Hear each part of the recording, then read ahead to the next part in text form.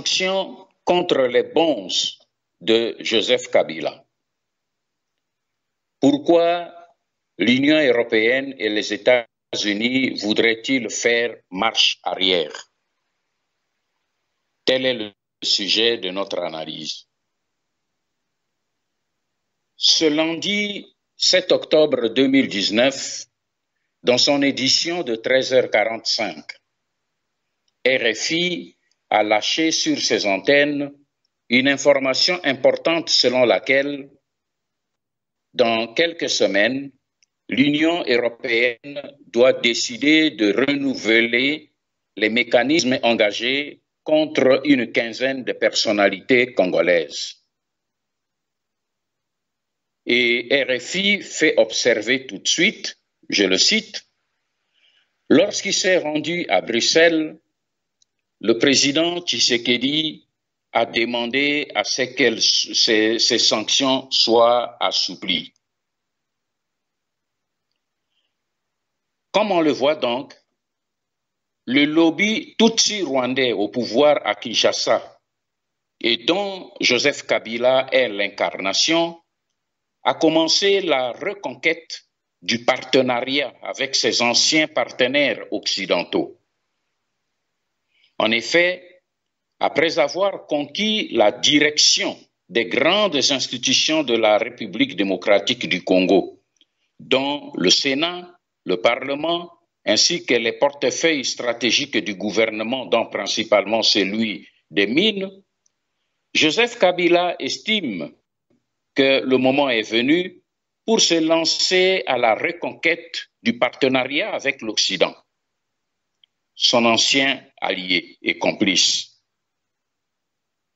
Mais il ne peut pas le faire directement. Et c'est son mentor, Paul Kagame, qui s'est chargé de cette mission auprès de l'Union européenne et des États-Unis. Cette démarche fut entreprise lors de sa dernière participation au sommet du G7 à Biarritz, en France. Ses interlocuteurs occidentaux, européens et américains, lui ont fait comprendre que leur gouvernement serait plus à l'aise à revenir sur leurs décisions si cette demande était faite directement par l'actuel président congolais Félix Tshisekedi en personne. C'est ainsi que Paul Kagame et Joseph Kabila ont fait pression sur Félix Tshisekedi en échange des faveurs pour son pouvoir, afin qu'il intercède lors de son voyage euro-américain auprès de l'Union européenne et des États-Unis, ainsi que de l'ONU, en faveur de la levée des sanctions contre les 16 proches collaborateurs de Hippolyte Kanambe, qui se trouvent être en même temps des fidèles agents du régime rwandais au pouvoir en République démocratique du Congo. Et dès que Félix Tshisekedi a formulé sa demande à Bruxelles, à la grande surprise et déception du monde et surtout du peuple congolais et des ONG des droits de l'homme, Joseph Kabila n'a pas perdu de temps. Il a chargé, il y a plus d'une semaine seulement, son actuel ministre des Droits humains au sein du gouvernement Ilunga, ministre qui est lui-même frappé par les sanctions, pour lui demander d'exiger au Conseil des droits de l'homme de l'ONU la levée immédiate des sanctions de l'Union européenne, des États-Unis et de l'ONU qui frappent les 16 collaborateurs civils et militaires. Durant les 18 années qu'il a passées au sommet des institutions de la République démocratique du Congo, Joseph Kabila a eu le temps d'apprendre et de comprendre et de connaître l'âme profonde des Occidentaux.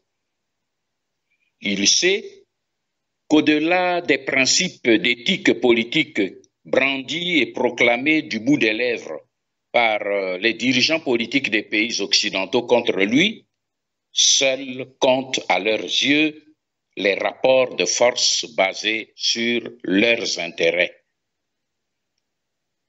Ainsi, après s'être accaparé de l'effectivité du pouvoir sur le Sénat, le Parlement, le gouvernement central, les assemblées et les gouvernements provinciaux, Kabila sait que le moment est venu pour lui de renégocier pied à pied les nouveaux rapports entre lui et l'Occident, son ancien mentor et allié. Mais il lui fallait soigner la manière en leur laissant le soin de choisir la méthode d'approche. C'est pour cela que Félix Tshisekedi a été choisi par les Occidentaux eux-mêmes comme un subterfuge pour sauver la face et éviter l'humiliation. Du coup, comme l'a affirmé RFI, certains pays européens se sont mis à soutenir la médiation de Félix Tshisekedi et partant sa plaidoirie en faveur de Joseph Kabila et ses bonzes, qui sont frappés par la mesure des sanctions. Et ainsi, la boucle est bouclée. Depuis lors, des réunions se multiplient entre les différents lobbies et think tanks politiques et financiers à travers les capitales des pays européens et des États-Unis d'Amérique. Car ces pays veulent se cacher maintenant derrière Félix Tshisekedi pour absoudre tous les crimes de guerre et crimes contre l'humanité commis par le régime rwandais d'occupation avec le concours des collabos congolais. Ainsi, on peut aisément comprendre dans le reportage de RFI ce commentaire sarcastique de ce diplomate européen qui a dit, je le cite, « Rien n'aurait pu être envisagé sans la demande effective de Félix Tshisekedi. » Fin de citation. Eh bien voilà, le tour est joué et dans leur effervescence à justifier l'injustifiable, les Européens vont jusqu'à piétiner les règles élémentaires du droit. À cet effet, dans son reportage, RFI cite un diplomate européen qui, pour tenter de justifier la décision de l'Union européenne d'absoudre les criminels de guerre et de droit commun, ainsi que des droits de l'homme en RDC, a répondu, je le cite, « Pour maintenir ces personnalités sous sanction, il nous faut de nouveaux éléments publics. Articles ou rapports d'ONG qui prouvent qu'ils continuent de nuire et on ne trouve pas ce rapport. » Fin de citation. Tiens donc, voilà un nouveau principe du droit qui veut que pendant qu'un violeur ou un assassin est poursuivi pour des crimes commis, s'il ne commet pas entre-temps d'autres crimes, on peut donc le relaxer.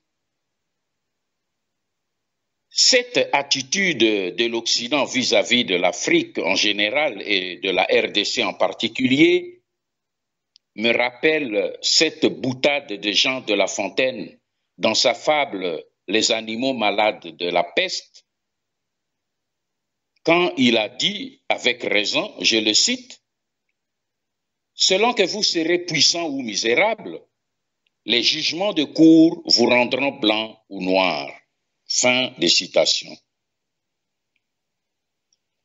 Nous avons apprécié la levée de boucliers observée parmi les ONG internationales des droits de l'homme qui crient au scandale auprès des gouvernements membres de l'Union européenne et des États-Unis d'Amérique. Ils ont stigmatisé la boulimie des pays occidentaux pour leurs intérêts financiers.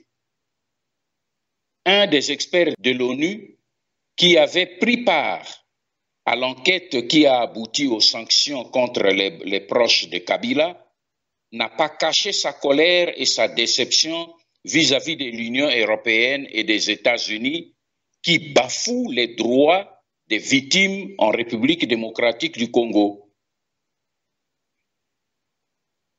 Mais à travers cette saga, les plus concernés sont les Congolais eux-mêmes. Le tableau de la situation qui se dessine clairement sous nos yeux illustre à suffisance l'alliance des vautours qui se sont donné rendez-vous sur le firmament congolais pour s'abattre sur notre sol et sous-sol. Mes frères, le salut ne viendra ni du nord ni du sud, ni de l'est ni de l'ouest. Le salut viendra des Congolais eux-mêmes, pourvu qu'ils se lèvent et s'unissent, pendant qu'il est encore temps, pour stopper la cohorte des rapaces professionnels en provenance de tous les horizons de la terre qui se sont donné rendez-vous pour piller nos richesses et détruire notre pays, la République démocratique du Congo. Ingeta, que Dieu vous bénisse.